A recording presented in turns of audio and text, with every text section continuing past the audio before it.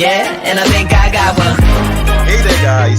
It's another colorful edition of the Nigerian Celebrity Gist. And indeed, it's a colorful one because not only do we have the pleasure of interviewing an artist with a unique voice, one who colors her sounds like a rainbow with beautiful melodies, but this is the first podcast-ish kind of interview we are having.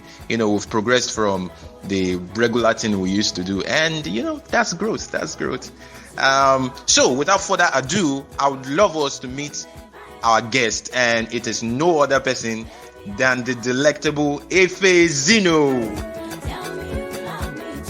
Hi, thank you for having me. Good afternoon. Woo! So let's start like this. Who is Efezino? Tell us about Efezino.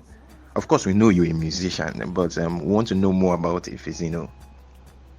My name is Efezino Majoriakbo, and I am from Delta State. I'm Isoko, and I grew up in Warri. Yes, I'm a Warri girl.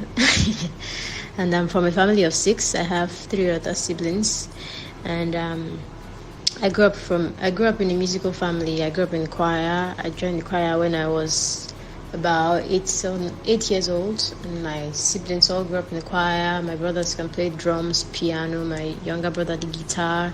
My parents too grew up in the choir. My dad was a musician in the 80s, 70s, and 80s. He used to play the guitar and sing in law school here in Lagos. And so I have a very musical background and upbringing. And I started singing at the age of 8, like I said, in the choir. And when I was 12 years old, my brother took me for my first ever concert. So he used to take me around Delta State for events in churches, and I wrote my first song when I was 12 to a jazz piece by the Yellow Jackets. I think I can still remember the song, I Will Bless You, My Lord, My King, something like that. So, and so I've gone for like a lot of competitions after that. Before I got into school, when I was 18, I was in Nigerian Idol, the first ever season. Got top 100.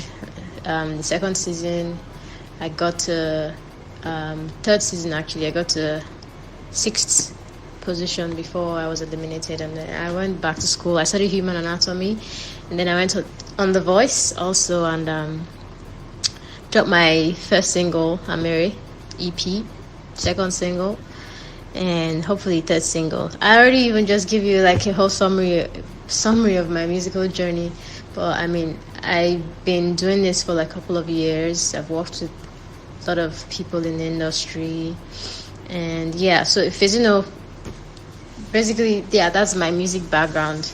And like I said, did I tell you I studied human anatomy? Yeah, so this is Efezino. All right. What does music mean to you? Many people say, well, music is an escape, music is this for me, music is that. So what does music mean to you? I mean, it should have, a meaning to you. It should have a definition to you. So what does music mean to you? Music to me is life. I mean, music is that place of peace where I can express myself, express my joys, my pains, other people's experiences in life. And like I said, it's life. And I can't it's like when you have this gift and you're willing to share it with the world, that's what music is for me. And I like to inspire people. So music is more than a job. It's a life for me. It's my life. So please tell us, how did music start for you? More like, how and when did you discover that you could do music? Okay, so I started officially singing when I was 8 years old, but before then I used to just sing around the house, vibe to Britney Spears, Enya, and Yanni, all the pop songs and Celtic songs and jazz songs, Yolanda Adams. But I joined the choir when I was about 8 years old. I've always known I could sing. I mean, I grew up in a household where everybody could sing and play instruments. Piano was in the house, And yeah, then when I was 12 years old, I can say I officially started going out of the church, going for events from 12 years, when I was 12 years old. So this is a quite interesting one. So we want you to tell us, is this narrative true? It is hard for ladies to succeed in the Nigerian music industry because it is male dominated. What do you think? Is that narrative true? I don't believe that the industry is hard for women, and I know there are a lot of male artists out there, but I mean, you have to know who you are, what you carry, and keep pushing in your direction that you want to go, and you succeed. And that goes for everybody, whether male or female. So, and once you start believing that narrative, you fall victim and be stuck there. So I mean, I don't believe it. I mean, there are female artists that are doing really well. Thames are a star that came up like within a year and 2 years ago, and I mean, look at me. I've done so much within the past 2 years. I can't even begin to count. Success is not all about who is spraying you the dollars and money. What have you done? How many lives have you inspired? What project made you know, like, yo, I'm in the spotlight now? You know, what project gave you that feeling? I mean, I've heard a couple of your songs, Amere, Totori, I hope I'm pronouncing them correctly, and a couple of adverts I know you actually handled, and I would have you know that you are one hell of a talent. Absolutely. I'm a huge fan, by the way. And so I would love to know what project made you feel like, this is it, I'm in the spotlight now. You know, that breakthrough project. What was it for you? I mean, for me, I kind of already knew that I was in the spotlight. First time when I was in Nigerian Idol, I was like in the papers and TV. So yeah, I kind of felt that. And then also when I was on The Voice, yeah, my audition kind of made a lot of people go like, who's this person? But the biggest showcase for me was Amere. I mean, Amere has gone beyond where I thought it was going to, where I thought it was going to go. I mean, it's been almost 3 years, and it's still going, and I'm shocked, like really shocked. I mean, the listeners from Tanzania learning Isoko, Tanzanians that speak Swahili. There's a Swahili version, by the way, but they love the Isoko version. They sing it, send me videos. Some Spanish people in Australia, Canada. So yeah, Amere is like the biggest project of mine right now that has really gone far. Then after that, let's say the jingle I did for Delta Soap, yeah, that went really, really viral. And thank you for being a fan, by the way.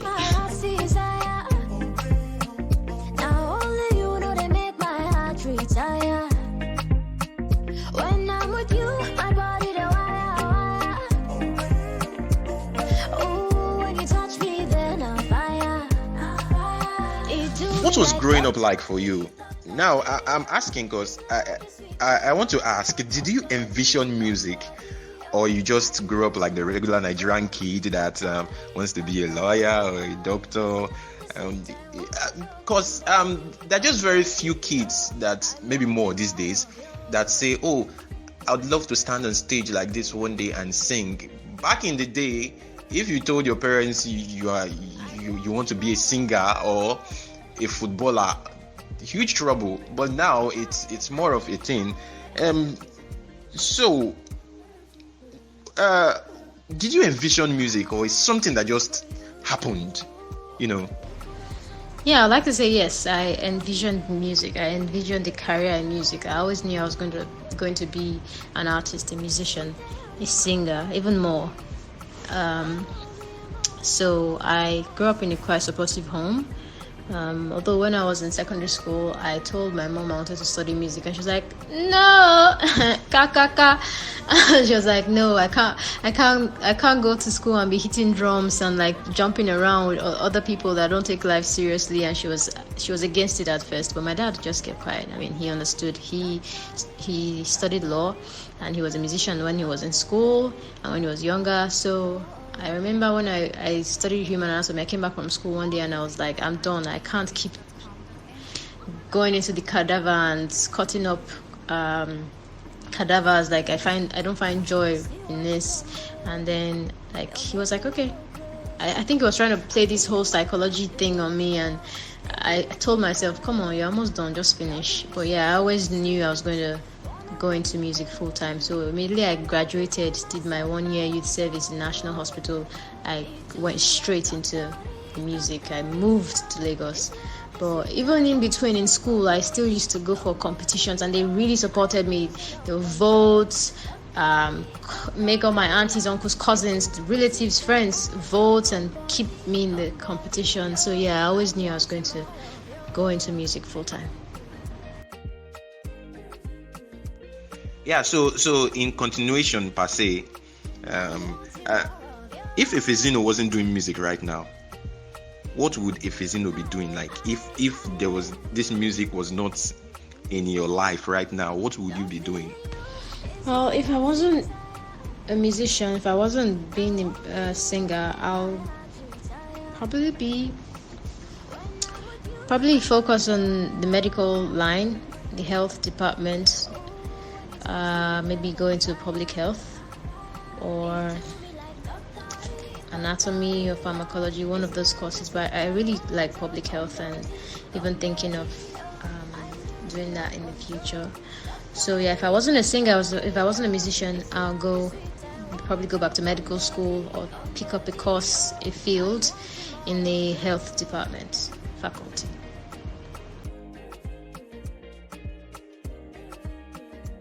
I feel like our listeners right now would be like, too much serious questions. Is she coming out for gubernatorial elections? So let's sway a little bit. It's true. I was kind of feeling like that. It's not that serious. Not that serious. Tell us something not many people know about you. Do you have another talent besides music? Something people don't exactly know about you or wouldn't guess about you.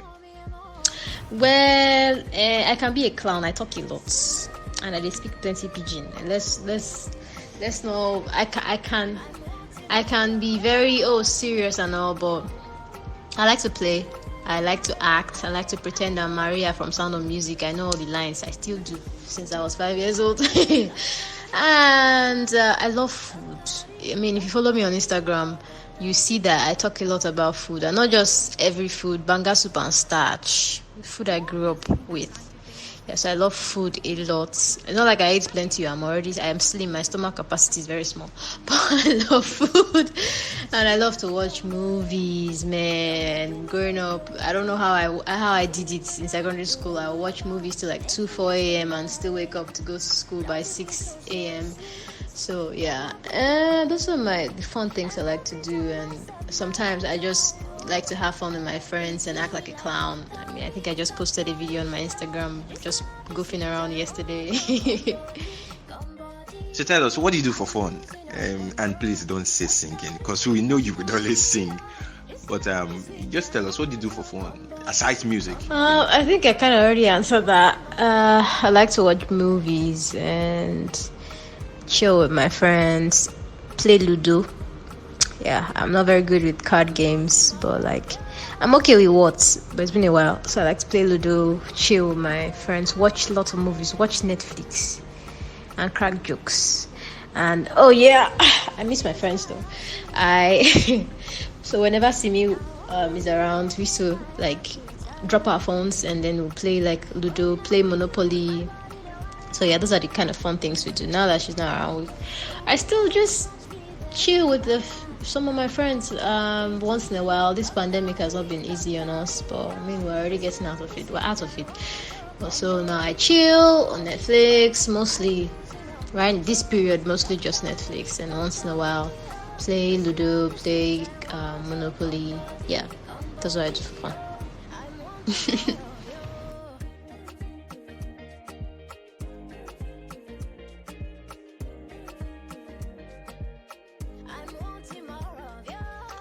Who are your musical influences? People that should I don't know if sport should be the real word now, the proper word, but you know, people that influenced you to want to do music and to sound the way you sound, you know, because I feel like one might be influenced by the people, the type of one sound might be influenced by the type of people they've listened to over a long time, even their writing style. So who are your musical influences? So my musical influences are kind of vast. I'll say I started listening to a lot of pop music. I started with Britney Spears for pop music, and then I listened to a lot of Enya. So yeah, the whole Celtic vibe was from Enya a lot, and Yanni. I love Yanni like mad.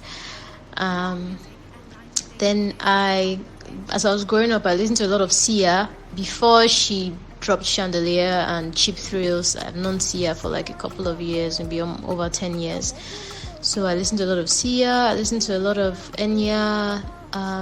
Then for jazz music, I used to listen to, I don't even remember a lot of the CDs. They're just my older brother used to come from school, from uni, back in the day with stacks of jazz collections, and I used to listen to a lot of jazz music. I listened to Yolanda Adams a lot. I listened to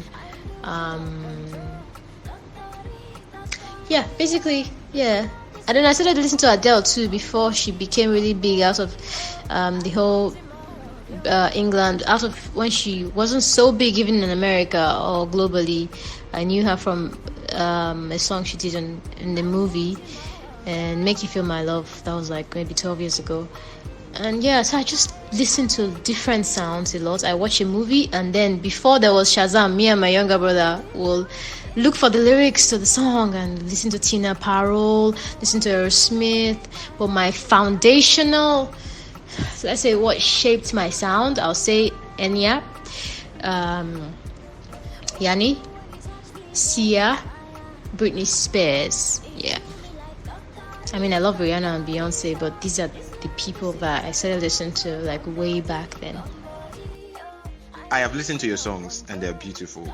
So please tell us, what inspires you when creating? Are you the old-fashioned sit down to write, generate a melody, talk with the producer, and you guys work on it till something beautiful comes forth? Or you are like the producer, make a jump on top and just freestyle kind of person? Or you're a mix of both, you know, you just somehow something beautiful just comes through? So what is it for you?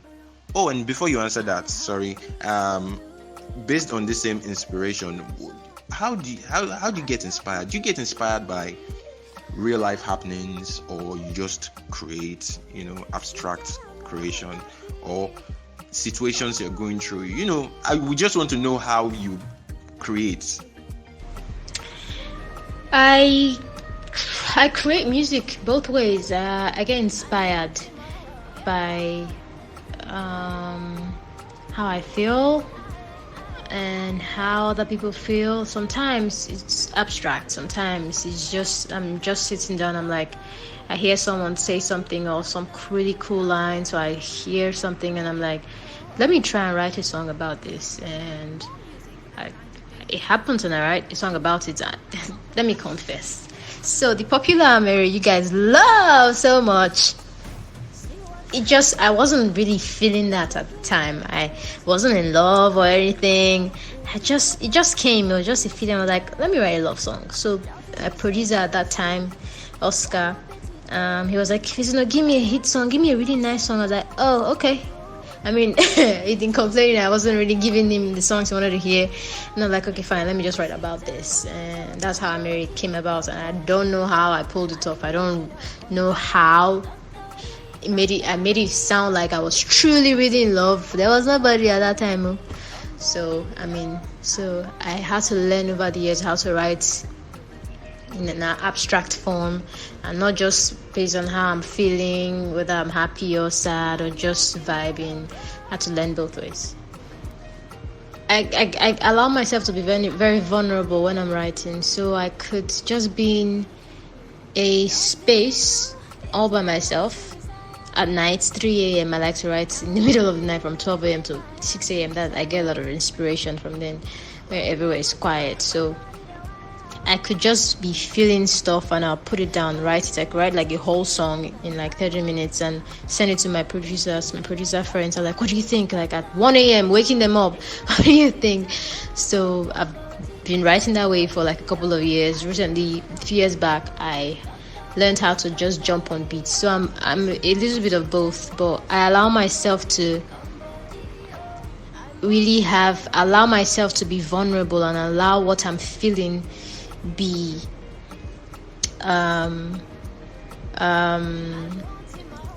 allow what I'm feeling inside of me to come out, to be in a song. I don't know how to explain it. I allow my real self and my mood, my joys, my pain, and to be interpreted into a song. Sometimes it's not just all about me.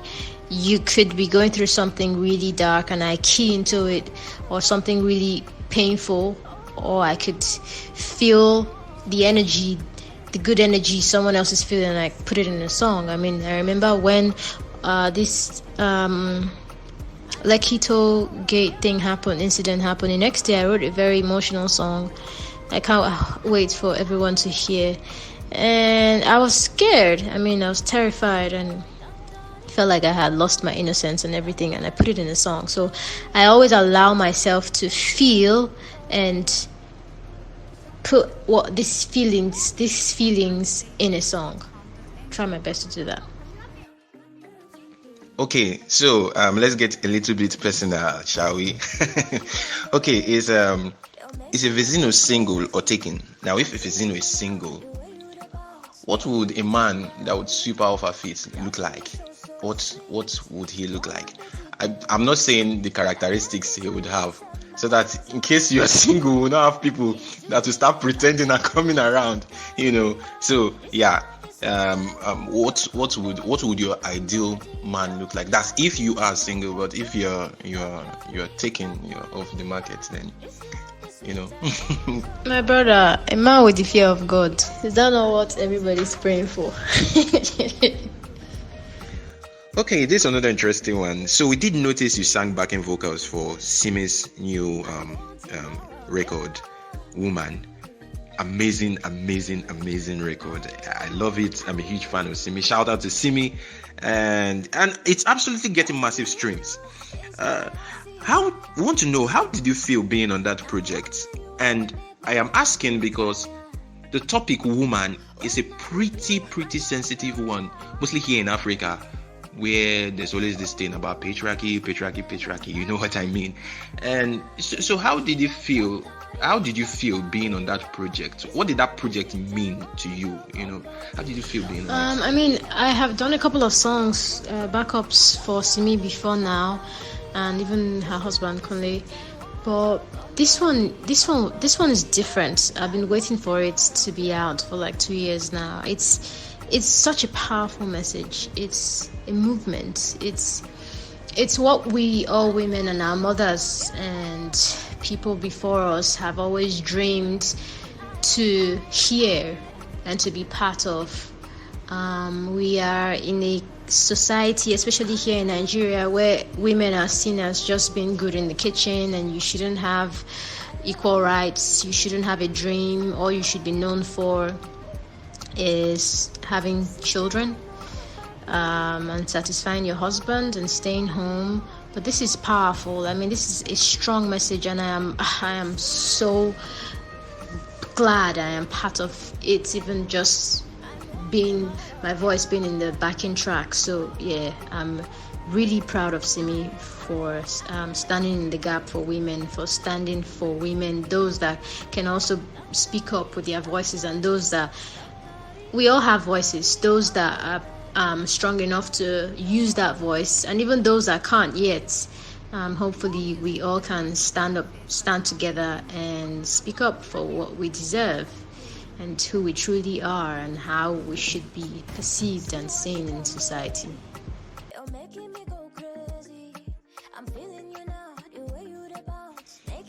So please tell us, what does the future hold for Efezino? Albums, maybe EPs, creating a record label, signing on artists. What does the future hold for Efezino? What should we, expect from Efezino? Okay, hopefully by the grace of God, what you should expect from Efezino, another EP, complete album features with my mentors. You should already know some of them, e.g. Simi, and international features, musicals, I said it, musicals, acting career, and being on stage internationally on Coachella, Global Citizen, and collecting some Grammys and Oscars. I already mentioned film, and you should expect world dominance. Also, you should expect, hopefully, me having some kind of initiative to help develop talents, because I know where I come from, we have a lot of talents back home in Delta States, and there are not enough bodies or institutions to help develop and nurture these talents. I was blessed enough to be able to come to Lagos and meet people that believed in me, and so far I'm surrounded by friends and people that truly see my gift and my hard work and support me and push me to be my best. So I like to do that for somebody else, as many people as I can. So here is another fun part. We're going to play a little game. Yes, a little game. So tell us, if everything was legal for 24 hours, just tell us 3 things you would do. 3 things what you would do as Nigerian if everything was legal in 24 hours. In 24 hours, I will jackpot to London, to Canada, America, first of all. And then if everything was legal, I'll get myself in like one of the top biggest record labels in the world, buy all my masters right now of songs I have, and if possible secure a document that says my future masters of all my songs, how we have them. And then the third thing, I hope that second one didn't already cover a third one, hopefully not, but the third thing I would do if everything was legal,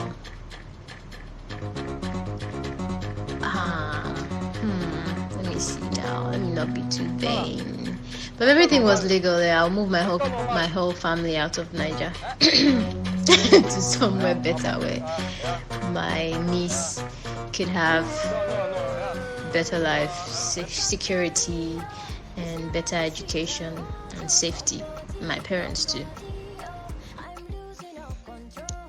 My next question is about something that is also sensitive to mental health.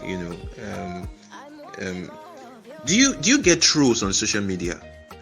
And if you do get trolls on social media, how do you deal with them? How do you handle them? How do you handle, I should call it, negative feedback that comes from them?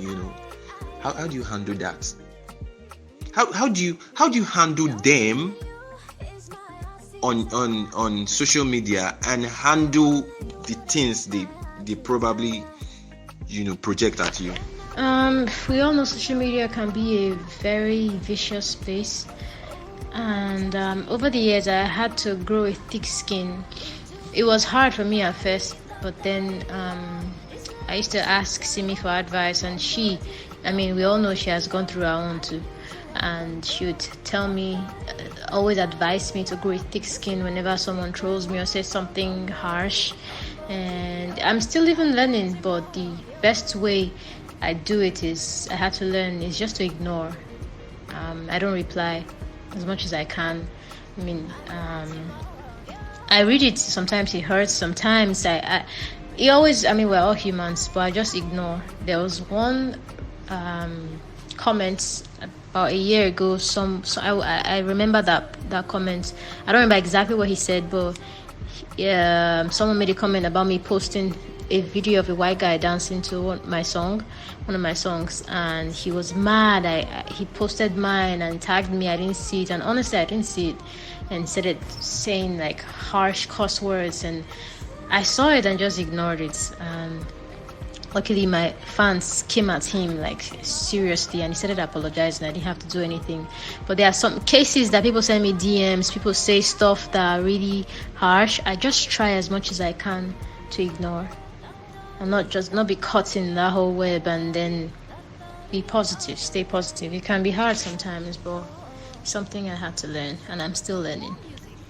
All right. It's almost a wrap on this interview, and it's been awesome talking to you. I would love you to say something to your fans, and also those who are looking up to you. Now I'm talking about the upcoming artists who have seen you and taken you as a role model or something. So say something to them. Yeah, it's been awesome chatting and gisting. It feels like we're gisting. This doesn't really feel like an interview, but thank you for having me, and